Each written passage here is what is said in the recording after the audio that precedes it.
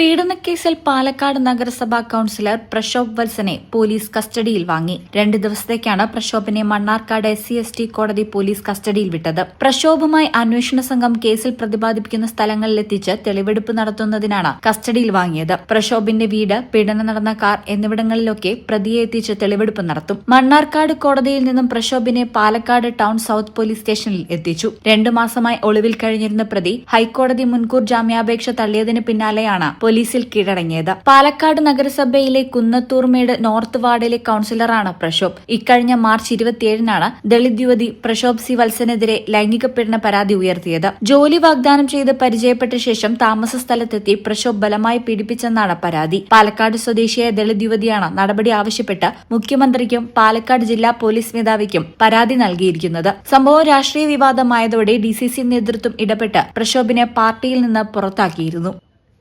ഈ ചാനൽ മണ്ണാർക്കാട്. ഇടനെഞ്ചിലെ സ്വപ്നം മികച്ച ജോലിയാണെങ്കിൽ ഇനി ചിറകു വിരിച്ചു പറക്കാം. Empire college of science.